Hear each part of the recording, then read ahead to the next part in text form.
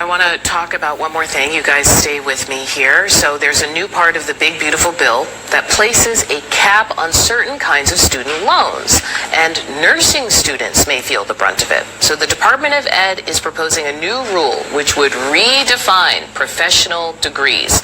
That includes pharmacy, dentistry, veterinary medicine, but not nursing. And that means that could cut down their student loan access. The American Nurses Association released a statement urging the department to reverse course, adding, quote, "At a time when healthcare in our country faces a historic nurse shortage and rising demands, limiting nurses' access to funding for graduate education threatens the very foundation of patient care." Can you imagine going to school for years and then your degree is suddenly just wiped out of the list of professional options? How about they go to school for 6 years and get a master's and see how professional that is? As someone who has been studying my ass off for 2.5 years in a doctorate of nursing practice program, to now be told that my profession is not professional is beyond disrespectful. Joining me now, Anya Kamenetz, journalist and author of Generation in America. What are you going to do about this? And nurses in Canada, don't be fooled that this can't happen here too. The exhaustion that I currently feel from this administration is unreal. It behooves me to go and dive deeper into the things and the problems of America that we're dealing with currently. I have 3 degrees, 2 master's degrees, 1 undergraduate. Undergraduate is in education, master's in educational administration, other master's in school counseling. Only to find out that undergraduate and master's degrees in education will no longer be counted as professional degrees. We have to pay for our certificates. We have to pay to keep licensing, educational licensing. That's not professional. I'm really upset about that because this is my career and this is what I wanted to do with my life. And I'm a little bit afraid of what that means for me and my kids, because I have a son going to college next year. And the major that he wants to major in is engineering, and that was on the list as well. I'm also concerned for all of the things that's on that list. It was nurse practitioner, a lot of things in the medical field, but most importantly, a lot of female-dominated careers. So not only are we attacking... Shalom. First and foremost, I want to give all praise, glory, and honor to Yahweh, Ba'ashem Yahushai, Ba'ashem Kakwadash. I want to give double honors to the elders and apostles of Great Millstone who will. Peace and salutations to the hopeful elect. It's your brother Shamardian here again today. And I just want to go into another lesson. See, like, as you can see, man, Eve trusting in that serpent is coming back to bite them in the ass, and they don't know what to do. You see, today you got Eve bowing down to Esau Edom with no hesitation, but will buck up to their man that they claim is supposed to provide or protect them. But yet Eve shows disobedience to her husband, and this is why, again, back in the beginning, the serpent went to Eve because she's easily gullible and easily to be manipulated. So first precept I'm gonna bring out, I'm gonna go to the blue letter for this one, is Proverbs 16. Slakia, on verse 18. And it reads, pride goeth before destruction, and a haughty spirit be before a fall. And then I want to go into this word haughty real quick, because when you go into the word haughty, outline biblical usage, height, exaltation, height, exaltation, gander, haughtiness. And see, when you go into this word haughtiness, again, it says exaltation. That clearly aligns with, you see this, it aligns with these women today. You see these women today, they walk proudly, claiming that they don't need a man, bragging about their degrees and whatnot, following after this dumb feminism movement. And this is why the scripture says what it says, because Eve is, they're totally proud. You see that they bought into that whole, all I need is my education and I don't need a man, and they thought that they were going to be good. But as you can see in the previous videos that I had played, that shit coming back to bite them in the ass, and they don't know what to do. Verse 19, be it is to be an humble spirit with the lowly, then to devise the spoil with the proud. And this is what they're doing with Esau Edom today. Eve divided the spoil with the proud, that proud being Esau Edom, as we know, because in this kingdom, or their rulership, I should say, the woman gets put on a pedestal, and we have multiple examples of that. You got like child support.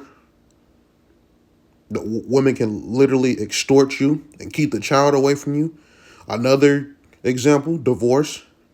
They can literally take you for everything that you have, even more in divorce court. And they can be found the ones committing adultery, and they still be able to take everything that you have. And then also on top of that, you have government assistance.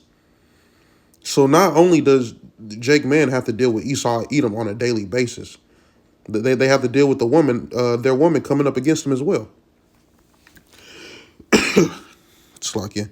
So the next precept I'm gonna bring out is Ecclesiasticus 26. I'm gonna start at verse 9. And the whoredom of the woman may be known in her haughty looks and eyelids. And again, it shows you that word haughty describing a woman. They again think that they are better than men, and they don't need one. But when they say shit like that, they probably do know, they just don't care. Everything that they use on a daily basis come from men. You got podcasts or on social media talking down on Jake Man daily, and now that DJ in office and turning shit around, they don't know what to do.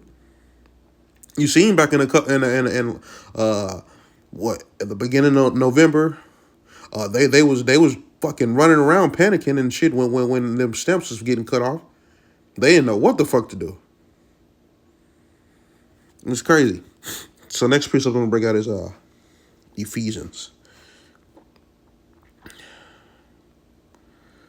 Ephesians 5:22. And it reads, wives, submit yourselves unto your own husband as unto the Lord. And as this is how it's supposed to be, how women are supposed to operate. But Eve would rather submit to these heathen nations instead of submitting to a so-called black man or following his lead. They want to run to Esau Edom and depend on what he has to offer them. And ultimately, we see that's not getting them nowhere. Like I said, Eve is so quick to bow down to her boss, Esau, but let it be her man. It's immediate attitude and continuous bitching and complaining. So now in today's time, we are seeing that Eve is getting abandoned by Esau Edom, and now they're stressed that she has to provide for herself. You see, but the so-called black woman is to blame for this, because again, she chose Esau Edom over Jake. She again, like I said in the beginning of the lesson, they were gullible and fell into that feminist movement and the philosophy of that America is pushing out, the Babylon the Great confusion. And I can get a preceptor to bring this out. Revelation 17, started verse 1 and 2. And it reads, "And there come one of the seven angels which had the seven vials, and talked with me, saying unto me, Come hither, I will shew you, I will shew unto thee the judgment of the great whore that sitteth upon many waters." That whore is talking about Babylon the Great, aka in America. You get to the point right here. "With whom the kings of the earth have committed fornication, and the inhabitants of the earth have been made drunk with her wine of her fornication." Again, you see today that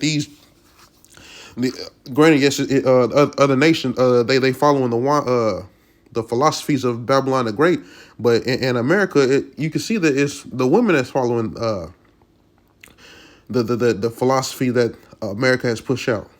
Again, feminist movement, the whore movement.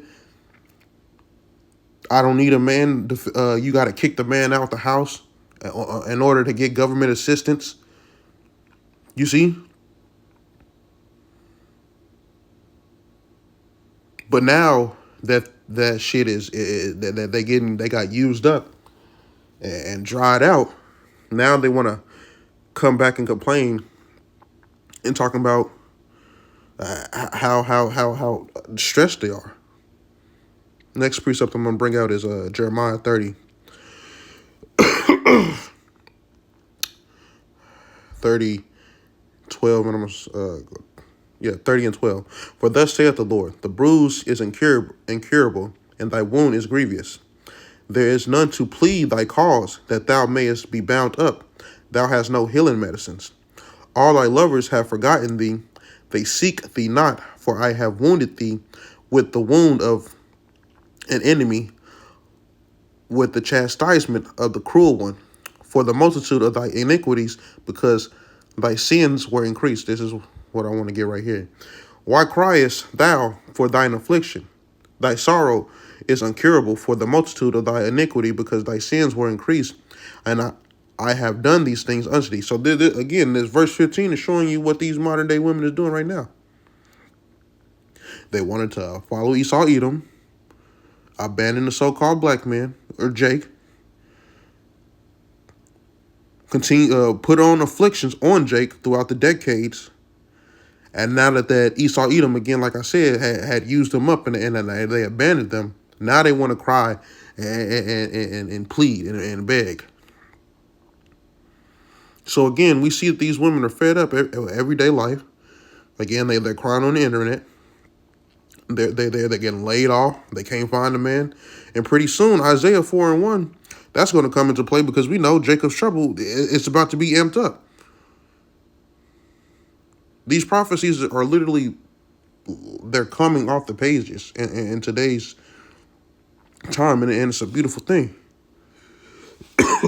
So the last precept I'm going to bring out is Isaiah 31.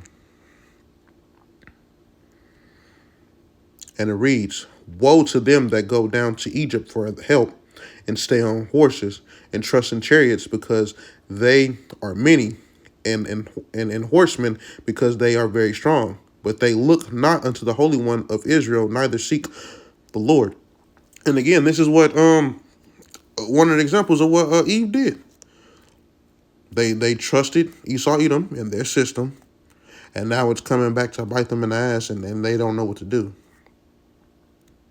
They want to find they want to find Jake men to come and save them from their turmoil. So with that, I want to give all praise, glory, and honor to Yahweh Ba'Shem Yahushai, Ba'Shem Kakodash. I want to give double honors to the elders and apostles of Great Millstone who will well. Peace and salutations to the hopeful elect. I hope this lesson was edifying. Shalom.